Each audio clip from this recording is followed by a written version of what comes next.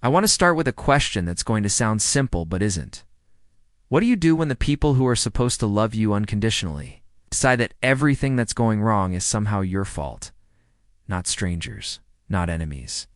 The people inside your own home, your own herd, your own blood. What do you do when you're born different, visibly, undeniably? Can't hide it different, and the community you were born into decides that your difference is a curse, that you are a curse. Do you stay and keep trying to prove them wrong? Do you leave and go find somewhere you belong? Do you go looking for the thing they say will fix you, even though some part of you suspects the thing that needs fixing isn't you at all? Khumba is a 2013 South African animated film that asked me all of those questions. And it did it through the story of a baby zebra born with only half his stripes. You're not lost? I wasn't ready for how much it would stay with me. So here's the world. A drought has hit the Karoo, the vast, ancient, breathtaking semi-desert of South Africa. The waterholes are drying up.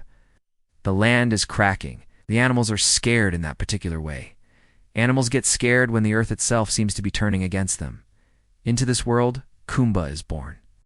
Half-striped. Literally half his body covered in the bold black and white markings of a zebra, the other half pale and bare as sand.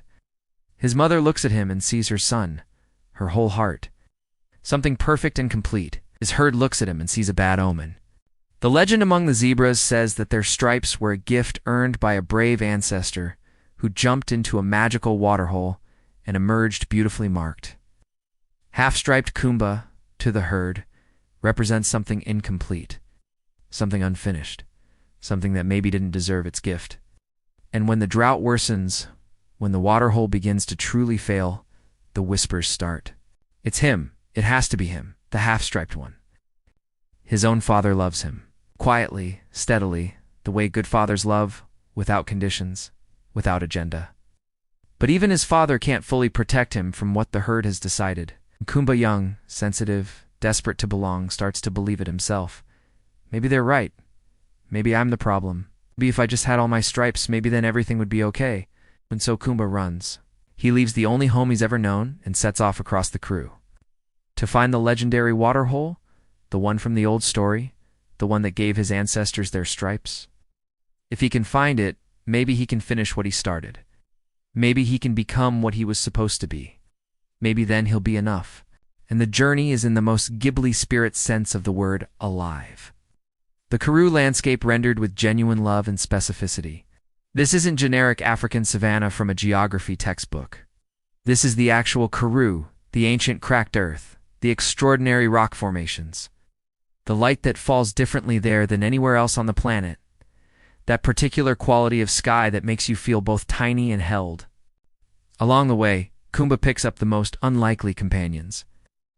Mama V, a wildebeest, voiced with absolute warmth and no-nonsense wisdom. She's maternal without being saccharine. It's tough without being cold. It's the kind of woman who loves you by telling you the truth and refusing to let you shrink. And Bradley, a springbok, who is so spectacularly vain, so committed to his own magnificence, so completely convinced that the world exists primarily to appreciate him that he becomes genuinely, surprisingly hilarious. But also underneath all that bravado, lonely in a way he'd never admit, and generous in a way he doesn't know yet. Together, the three of them move through the Karoo, through dangers, through beauty, through moments of unexpected grace and unexpected difficulty, and hunting them always is Phango. Phango is a leopard, and he is one of the most genuinely unsettling animated villains I've encountered in a film that isn't trying to be dark.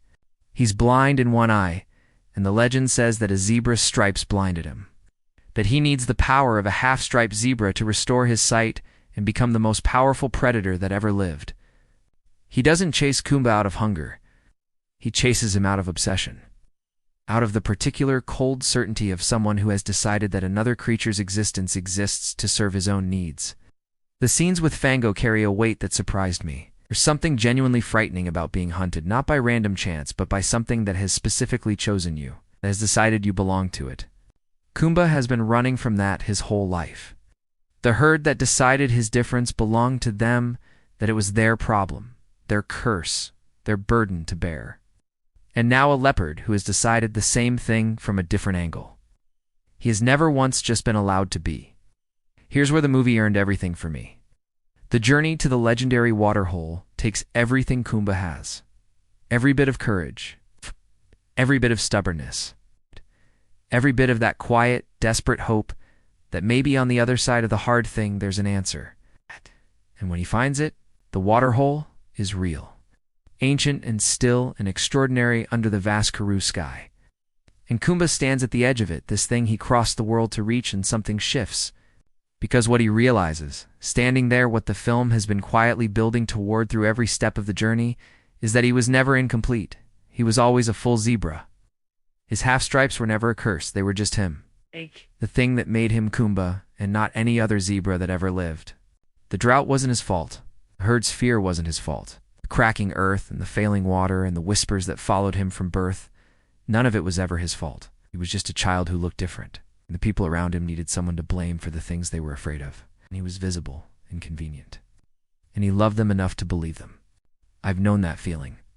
Not as a zebra, obviously, but that particular ache of believing the story someone else wrote about you believing. It's so deeply that you cross deserts trying to become something different. That is one of the most human feelings there is. And Khumba standing at that waterhole, not transformed, not suddenly fully striped, not fixed, but seen. Finally, quietly, completely seen by himself. That's the scene. That's the whole film in one moment. He goes back. That's what gets me. He doesn't find a new herd, doesn't decide the old one was too broken to bother with. He goes back carrying everything he learned, and he stands in front of the community that blamed him, and he doesn't beg and he doesn't apologize. He just stands there, in his half-stripes, complete. And the drought breaks. Not because of magic. Not because he finally got his stripes, but because he led his herd through the Karoo to where the water still ran, because he knew the way now, because he'd walked it, and the community that had pushed him to the margins followed a half-striped zebra through the desert to survive. They needed exactly what they had rejected. They always do. And his father, who had quietly, steadily loved him through all of it, stands beside him at the water. And nothing needs to be said, because some love doesn't require words. It just requires staying. And his father stayed. I thought about my own father when that scene happened. I think most people probably think about theirs. Is Khumba a perfect film? No. Some of the comedy is broad. Some of the pacing in the middle section loses a little momentum. The animation, while genuinely beautiful in its landscape work, shows its budget in some of the character movement. But the story is so clean and so true and so carefully human that none of that really matters. It was made in South Africa, with South African voices and South African landscape, and a specifically South African kind of storytelling, direct and warm and unafraid of the big feelings. It deserved a much wider audience than it got. If you grew up feeling like the problem, the different one, the one who didn't quite fit the story your family or your community had written, please watch this film. Not because it will fix anything, but because sometimes you need to see something that looks at the half-striped thing, the specific, visible, undeniable thing about you that others made into a curse, and says, that was always your whole self. You were never the problem. You were always enough. Watch it with your kids if you have them.